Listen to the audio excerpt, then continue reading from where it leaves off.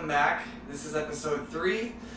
Today we're going to make one of my favorite winter drinks, eggnog, and we're making it from scratch.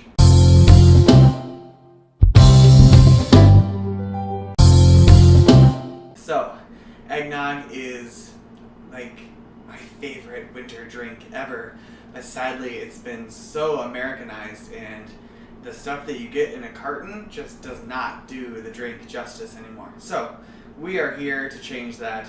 I already have our eggs kind of going a little bit. We are going to separate 4 eggs. So make sure that you are separating over a glass and then pouring your egg whites into your other bucket so that if you do mess one up, you only mess up one egg white at a time and not all of them. Once you have your eggs separated, put the whites aside. We're going to use those at the end. First off, we're going to beat the yolks until they are nice and light and fluffy. One of these comes in real handy right about now. Once you've got the right consistency in the eggs, you want to add in 1/3 cup of sugar. Alright, so I always remember my eggnog recipe as 4, 3, 2, 1, 4 eggs, 1/3 cup of sugar, 2 cups of whole milk. So just add that in and keep blending. Now add in your 1 cup heavy cream.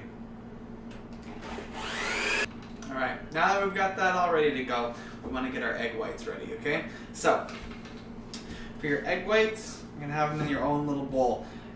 You want to whip these guys, you want to beat them until they tell you all their secrets.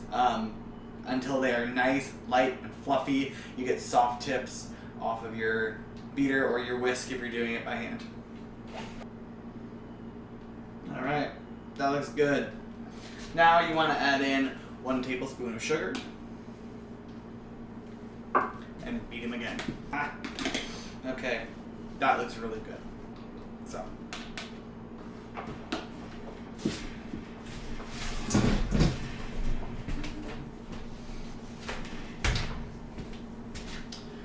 alright, now we want to fold these egg whites into our eggnog very, very gently, just so we don't kind of get, look at this beautiful cream. Look at this just fluff that is rocking on right now. So you're pretty much just like scraping your spatula on the bottom and just mixing it in like that. You're not going to want to be too rough with this, or you're going to ruin that beautiful foam that we just got done making. Nutmeg, 1 teaspoon. That will go in, and then give that a nice good stir to get that incorporated in.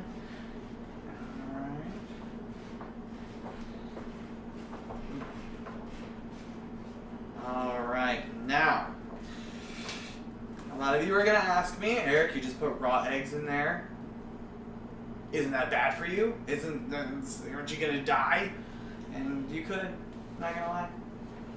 So if you don't want to do that, well, we better heat it up. Alright, so, we're at the stove again. I know, this happens all the time. Okay, we're going to want to get this eggnog to 160 degrees. At 160 degrees, salmonella dies. So, we're going to cook it to 160 degrees. Now, I, myself, just drink it right after I'm done making it. I'll put it in the fridge, serve it up.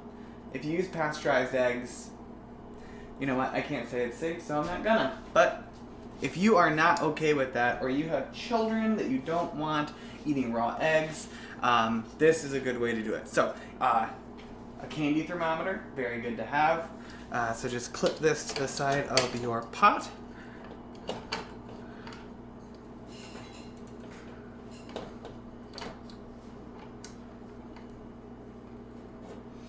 And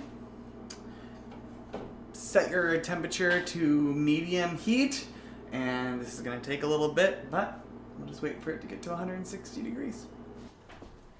Okay, so eggnog's at 160 degrees, all the salmonella is dead. This is victory. This is a great way, so if you don't want to give your kids raw eggs, I completely get it. But what if whoever's playing Santa this year doesn't eat eggs at all, or maybe doesn't drink dairy at all.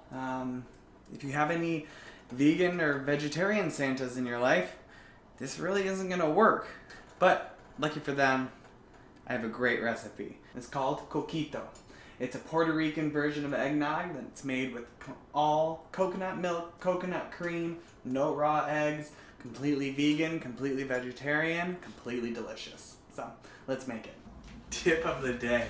As I was talking just now and kind of getting all the rest of the instructions to this eggnog, I let the heat get to 180. I literally just turned my beautiful eggnog into scrambled eggs. So the second that sucker hits 160, off the heat, into a container in the fridge so that it cools, okay?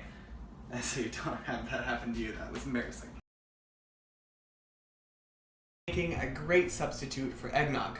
Now, whether you don't drink dairy, or you don't eat eggs, or you don't want your kids eating raw eggs, this is a great substitute for all your vegan friends, vegetarian friends, vegan Santa Clauses, all that. So, we are going to be making coquito. So this is a Puerto Rican holiday drink. It's been around for centuries. It uses rum instead of bourbon, and it uses coconut milk and coconut cream instead of whole milk and whipping cream. So what you want to look for in the store is organic coconut cream. These little 5-ounce cans, okay? So this stuff will go a very, very long way. We're just gonna add these in over medium heat. That'll kind of break down the fats a little bit and get them nice and liquefied. Once you have everything melted, and by melted, it's kind of like this solid form when you take it out of the can, but once you apply a little heat, everything mixes back together and it makes this like super silky, super smooth, heavy cream.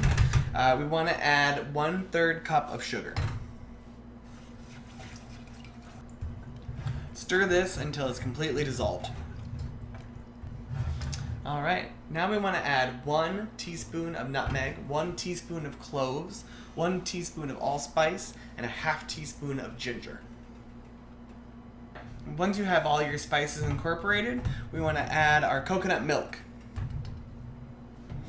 I use like a vanilla coconut milk. I feel like it gives it a little bit more sweetness, and the consistency is just great. We want to bring this to a very light simmer, and we want to keep it simmering for about 5 minutes.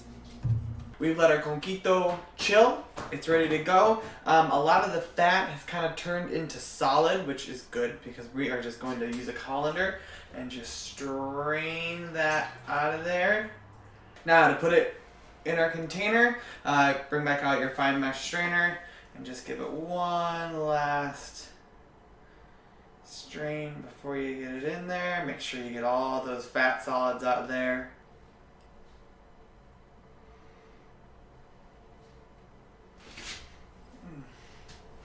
So there you have it. This is our vegan-friendly, kid-friendly, with no rum, of course. Don't give children rum.